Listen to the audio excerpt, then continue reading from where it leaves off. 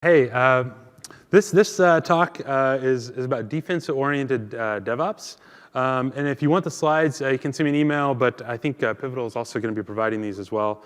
I work over at Signal Sciences, and over there I work there as doing the head of research stuff, kind of some evangelist stuff. I also work with DevOps Days Austin. I have some courses on DevOps in lynda.com and LinkedIn Learning, and I blog over at the agileadmin.com. Well, what is Signal Sciences? Signal Sciences, we protect web applications, APIs, microservices, and we do it for like cloud scale companies. We're defending stuff like the OWASP top 10, but like more interesting things like account takeover stuff, application DDOS, authentication attacks, bots and scrapers, things like that. And we're trusted by some really large companies like from Etsy to Adobe, VIMEO, Chef, DATADOG, and we're some of the largest gaming companies and big financials whose names aren't on these screens. And we're putting a lot of traffic through it. And we also work with Pivotal Cloud Foundry, and if you're using Pivotal Cloud, you can run it, and we sit in there as an agent, and we kind of hook into all these systems that do like bug tracking or chat ops and CI/CD stuff, and then additionally we have APIs and integrations across all the bottom there. So if you're interested in any of that, let us know. We'd love to talk to you about how we fit in. But I want to give you a little summary of like where we're going with this talk and how it's going to develop. So I think we'll see that my idea is that DevOps is changing, and there's a big risk right now that we might lose our way in how DevOps is happening. And I think that security is also in crisis. And but there's something new that's kind of going on, and at forward-looking shops that are really adopting DevOps and security kind of in a new way, they found something really cool. And we're going to look at we're going to juxtapose the old way and the new way of doing security and how that's all going to unfold. So. We'll get to these questions here in a minute. So I want to tell you first like my journey and kind of how I've come to this point. So when I first was out of school, I started this job at a big corporation, big to me at least. We had a web and e-com company. We're like $1 billion company, and we're trying to keep the website up and online. I was in the ops team there. We had these brutal on-call rotations. We did these like 24-hour plus deployments where you come in on Friday and then you're like, oh, it's going to be done by midnight, and then it's like Saturday morning, you're like, it's not done, and then you're like, and then it's like Sunday, and you're like, okay, Japan's going to come online, and and it's just this whole thing, and it's this pure waterfall. You could think, and at that spot, like we faced a lot of adversity, and our team, even though it was like a really like tough crucible of a job at the point, like we formed a lot of friendships out of that. Later, I went on to a small startup, and we were doing Amazon Cloud in 2007. That didn't end up like working out for me long term, but I learned like, okay, what happens in failure, and what are the things that bring me happiness? And later, I was able to rejoin some of the old team that was still kind of stuck doing that waterfall thing. They were like, oh, we're going to launch these SaaS-based products in the same company. So I went back over there. We had this charter to say, all right, we're going to start out, and it's over at National Instruments, and we were one of the first DevOps implementations in like an enterprise. We were featured in some research back in 2010. 2011, and we were doing DevOps and infrastructure as code, and mixing all this stuff, and we did something really cool. We delivered 4 SaaS products in a 2-year time span, which at the time that was really unheard of, especially in kind of a large, big software company. Somewhere along the way, I found this idea of rugged software, and rugged software is the idea that we build software that's going to be meant to last. I also met Gene Kim, who's written the DevOps Handbook and the Phoenix Project. I also wrote Visible Ops, but I met him at a bar in Austin, and that was a really great experience. I created this open source project called Gauntlet, and then later I joined Signal Sciences, had one little job in between. But through all this, I learned some things, and I started learning that like I think DevOps is friendship. And in the early days, like that's all we would say that DevOps was. We would say DevOps is culture, DevOps is culture, DevOps is culture. It's not about tool chain. Everybody's like, oh, DevOps is chef and puppet. And you're like, no, it's culture. But I actually think like we were right in thinking that it was about that. And it started with the idea that we should have compassion for ops.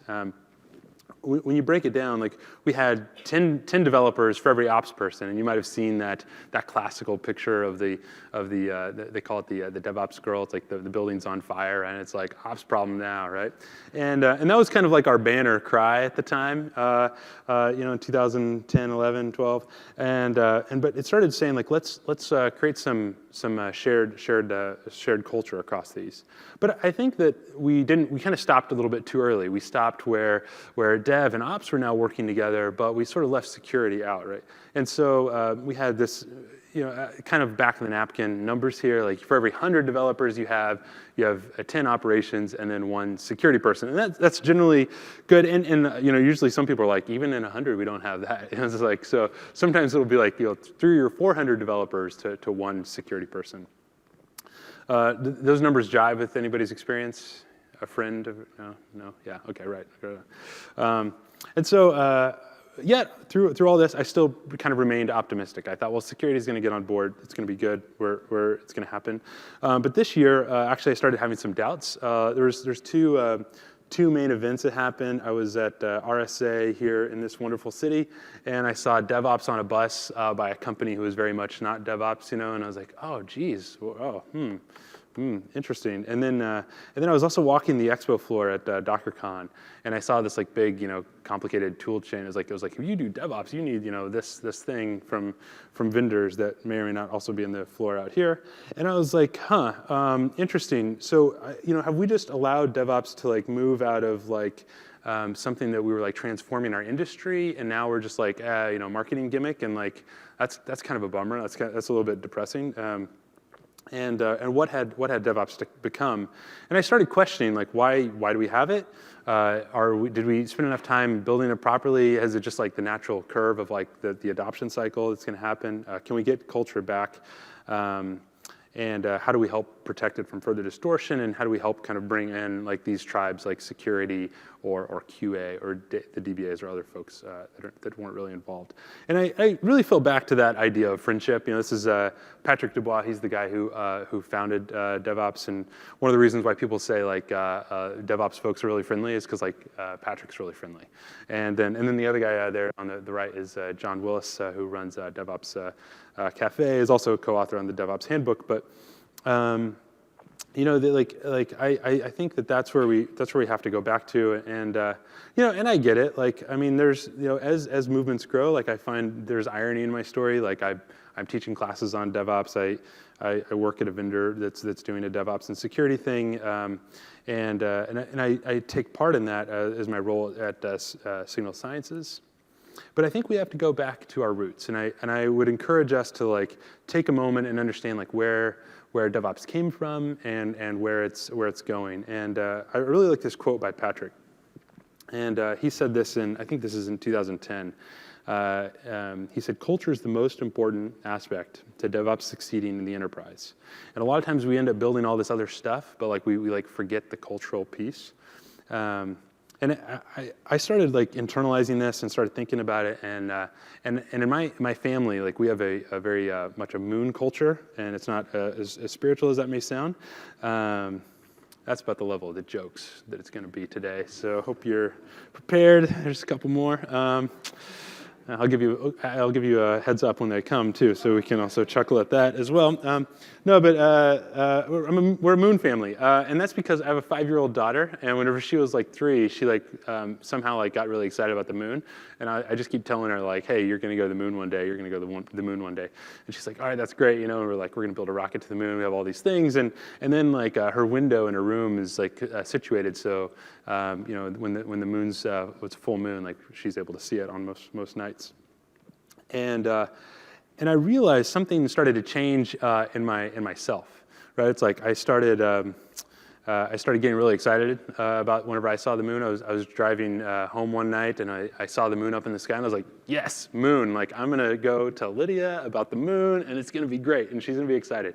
And then I started installing an app on my phone that I could start tracking the phases of the moon, so I could say, like, yes, it's a waning crescent moon, it's 87, whatever, right? And stuff like that. And I started changing, and I noticed a lot of things about myself. And so I think, like, when we approach culture, we start looking for how do we create mutual understanding. We have a new shared language. We have shared views. We create collaborative tooling opportunities. And so I think that's part of the unfolding of friendship. This is some of the guys from the crew who we got back together this summer for hanging out, and they built some products doing DevOps back in 2010. And so I just want to encourage you. I know we're kind of towards the end of the conference, but work on trying to make a friend through your journey. All right, so that's like my soft stuff, but let's talk about security and why security is actually in trouble and they really need us, and we need to help bring them into the fold here. So there's a great quote by Steve Beloven, he wrote the original firewall book in the late 90s. It was the book on firewalls, and now recently he wrote a book in 2015 that said, companies are spending a great deal on security, but we read of massive computer-related attacks. Clearly something is wrong. And he goes on to say the root of the problem is twofold. We're protecting the wrong things and we're hurting productivity in the process. So security realizes that they are part of the problem. This is probably my funniest slide. So just we're that as well. And so I think that security gets that it's a problem. Also, there's this great book called The Tangled Web by Michael Zalewski.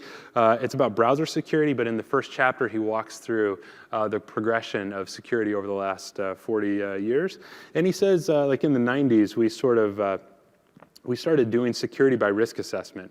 And by doing that, we introduced a dangerous fallacy that structured inadequacy was almost as good as adequacy, and that underfunded security efforts plus risk management are about as good as properly funded security work. So that's saying if we do enough actuarial duties, when we accept enough risks, that's somehow just as good, right? And the engineer in me is that is bad. That is not a proper way to think. I'm not saying you don't do risk management and things like that, but to shirk engineering in favor of actuarial stuff, bad idea. I think security is often the cultural outlier in an organization. Many security teams work in a worldview where their goal is to inhibit change as much as possible. Also, I think we see this. I see a disconnect too. I had a friend of mine who said, hey, security prefers a system powered off and unplugged. And then the security person was always like, those stupid developers, And it's just these two warring tribes are they're not speaking the same language. And it's not like security doesn't realize that this is a problem.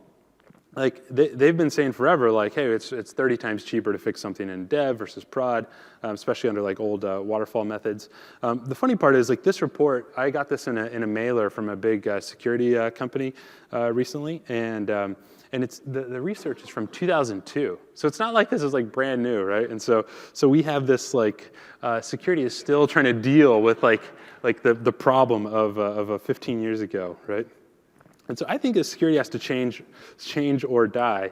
And I got this from, Signal Sciences, we're in the web application security space. So whenever I first started, I was like, oh, so let's see what are people doing in the space? Haven't looked at WAFs for a while, and I started reading stuff. And I read this really concerning white paper, and this is a little snippet out of it, but I think it kind of captures the flow. It says, every aspect of managing web app firewalls is an ongoing process. This is the antithesis of a set-it-and-forget-it technology. That is the real point of this research. To maximize value from your WAF, you need to go in with everyone's eyes open to the effort required to get and keep the WAF running productively. They go on to say you need to dedicate 2 or 3 headcount to do this. And it's one of the least favored technologies in the whole space. And the security industry is actually under a negative hiring situation right now. You cannot hire enough people. So this is really disconnected from what the market can actually provide and do. And there's a security pundit, Rich Mogul. He says a lot of the people he said that this year, that a lot of people on the floor at RSA are not going to be here in 5 years.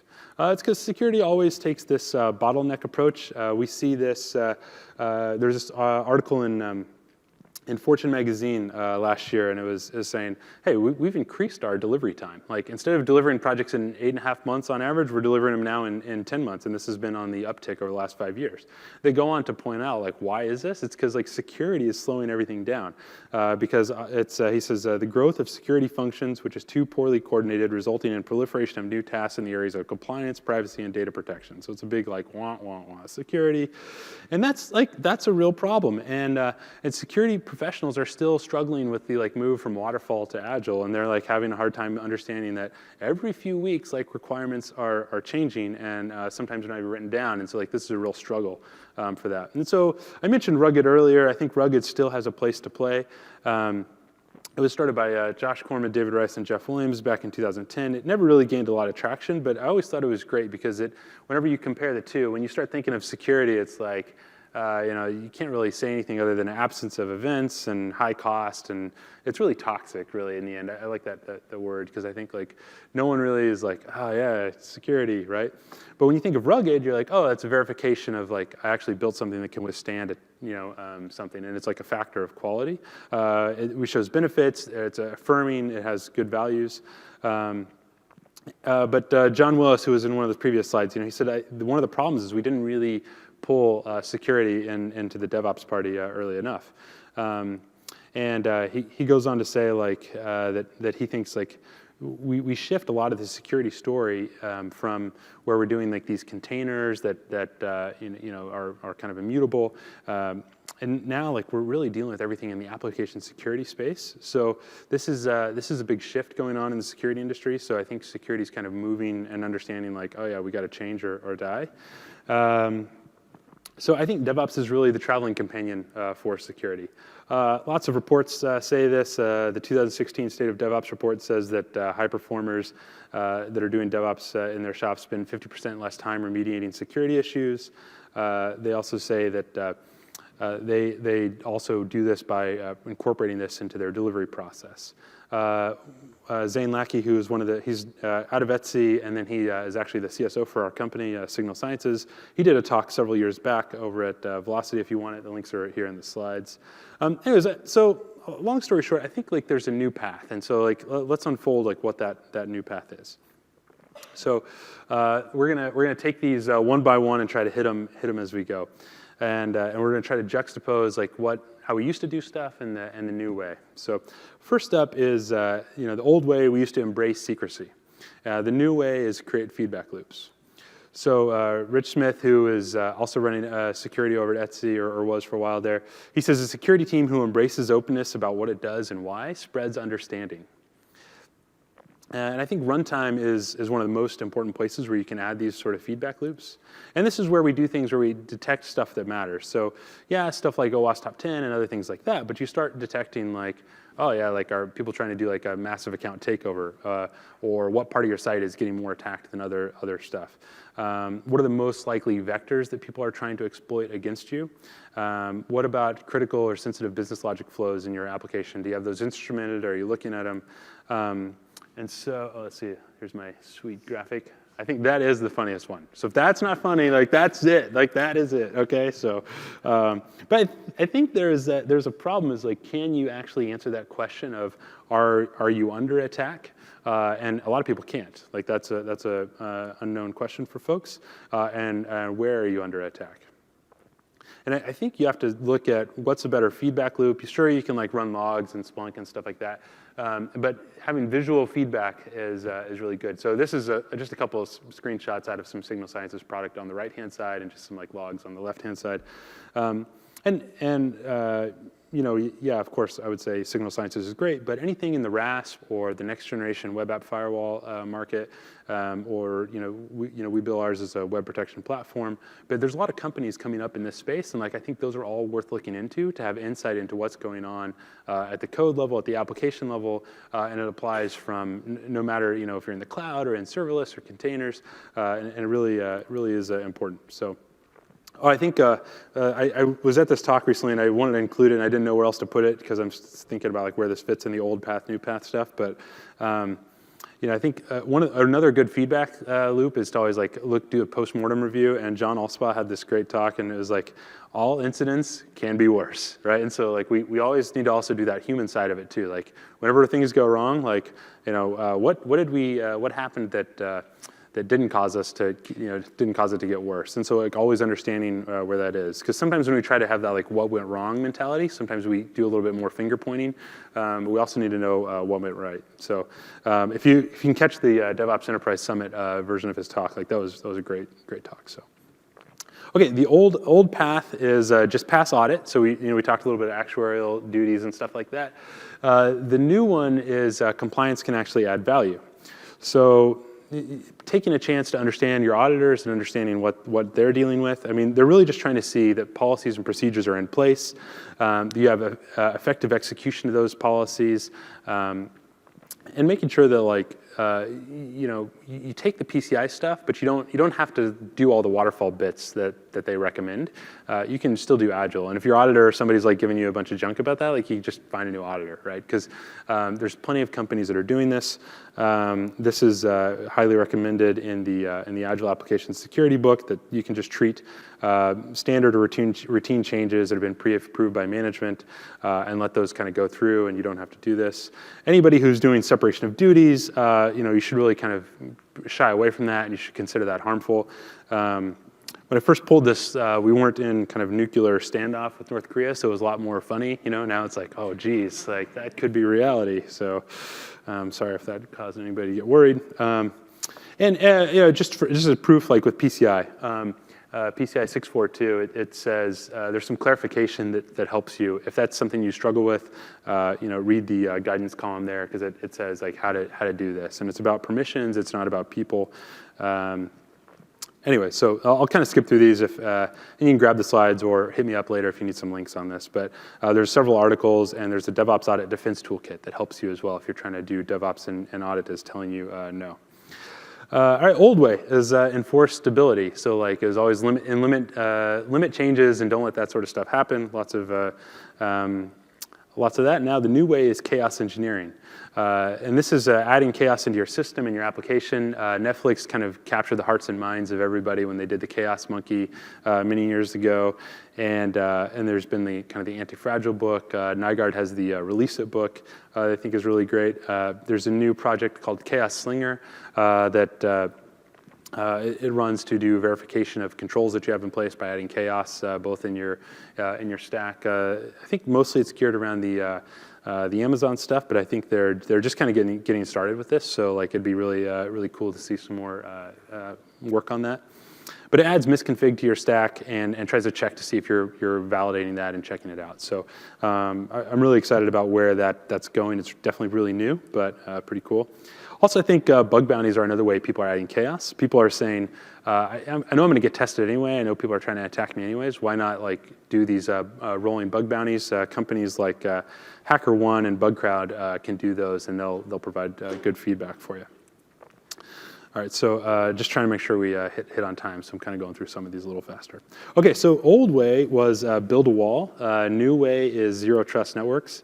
I do like the new OSI model. This is a lot more helpful for me. I could never remember the old one, so like this is my go-to now.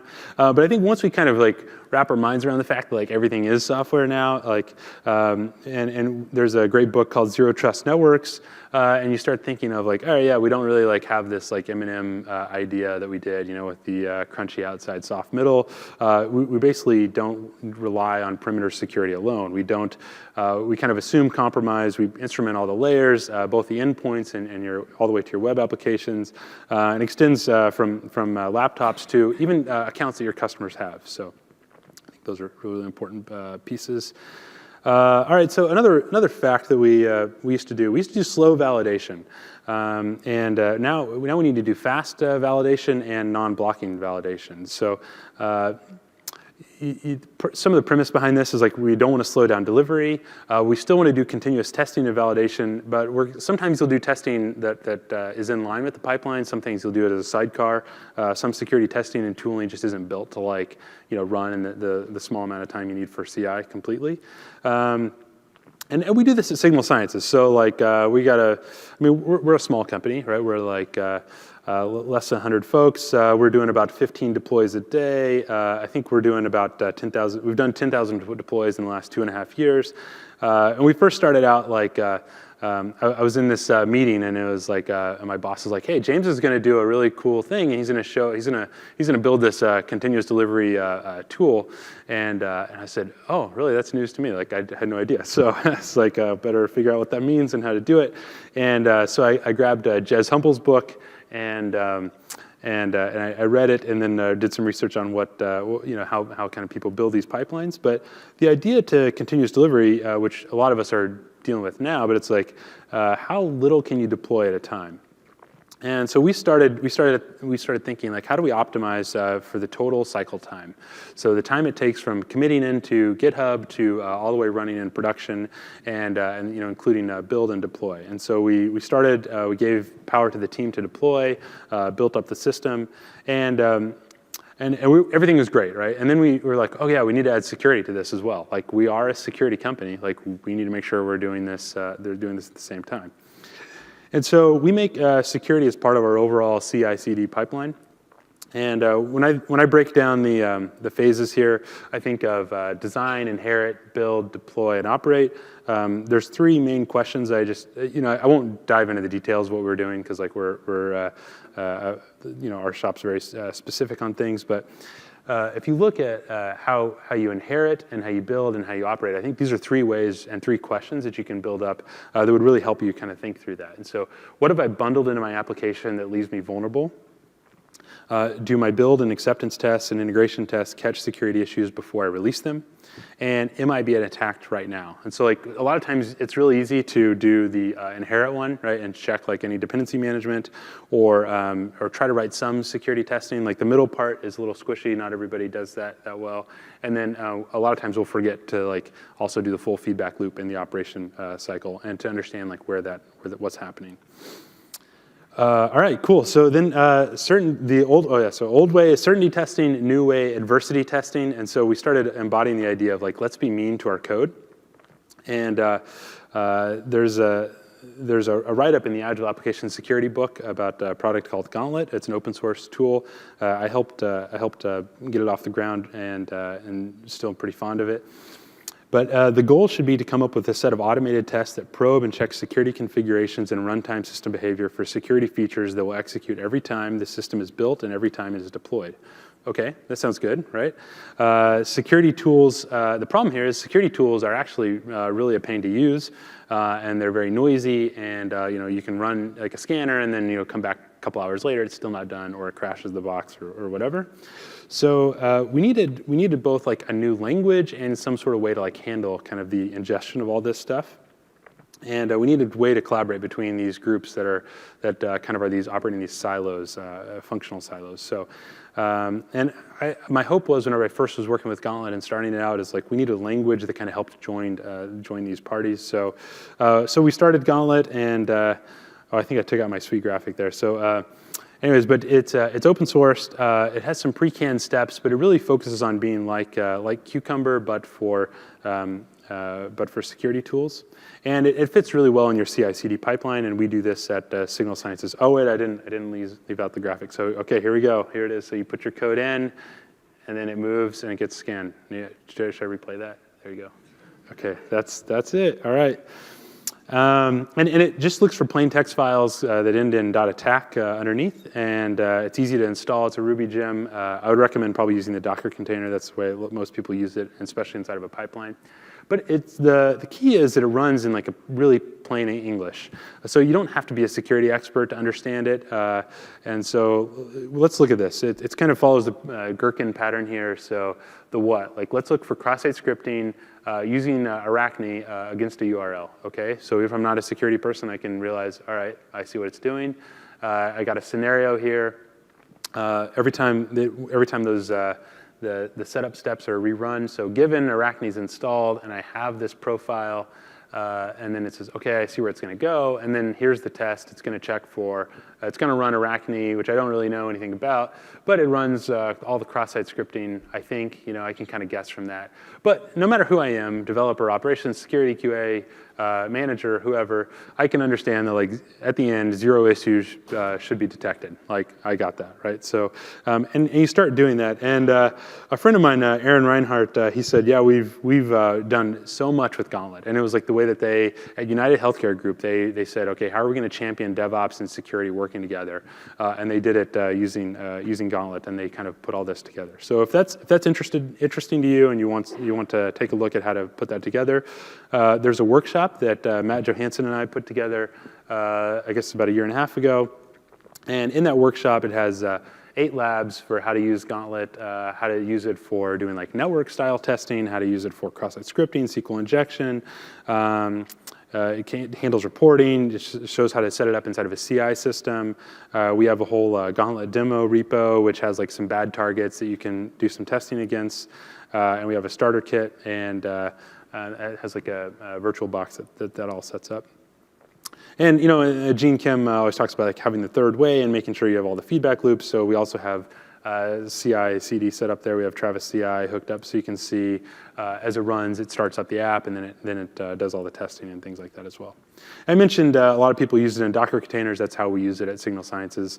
And so it runs in a sidecar fashion, so we don't always block our build out of it. But then it feeds back everything back into our deployment system, feeds everything back into Slack to let us know, like, all right, yeah, you know, we need to go check on that or something like that.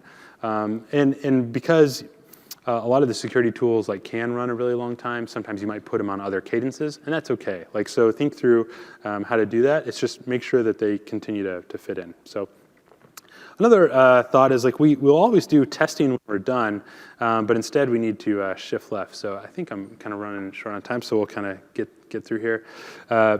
There's the Secure Software Supply Chain by Shannon Leitz, which is a really great idea. And I added an extra phase to my pipeline there, but she has some good questions to ask through there. I really like one of the things that they've championed that's also captured the heart and minds of the security industry. They're like, oh yeah, we have Red Team Mondays, which basically means everybody sits around in conference rooms and the whole day, like, they just hack stuff into it and try to break stuff. And then at first, like, people were like, oh, I don't know if you should be doing that, right? And then now it's kind of turned into like a cultural thing where people are like, hey, can you test my app next Monday? You know, can you do this? And it's really an engagement pattern across the organization. Okay, yeah, and sometimes I have just one thing on containers. If you're like, oh yeah, but we don't need all that. We have containers and they fix everything. There's a really good thing, presentation by Gareth Rushgrove. I don't know if you can see. I just borrow stuff from other people and just tell you like all the links. So you basically have 8 hours of work to do after this talk if you want to learn it all. But it's disconcerting it's concerning that we have over 30% of official images in Docker Hub have high priority security vulnerabilities. All right, last thing, we can be process-driven, or we can kind of focus on the paved road, as Jason Chan over at Netflix says. And this makes it easy for people to do the right thing. And so that's how they think of it. They have gold images. They have blessed builds and dependencies that, if you're participating with kind of the main way to do things, like, you'll get security added on for free. So I'll leave you with just like one piece of advice as you're journeying through security and DevOps, and maybe you're not security yourself, but you can point this to your security person, just like, hey, don't be a blocker, be an enabler, and like that's the new way. And hopefully security will find this, and we'll continue to bring them in the fold for DevOps. So. All right, so hope you have a good one. We do have a free book at Signal Sciences that I wrote that kind of captures a lot of this same stuff. If you want to check that out, info.signalsciences.com/book. And thanks. Hope you have a good rest of the show. And sorry I didn't keep you from the beer. Hope I didn't keep you too long for the beer. So yeah.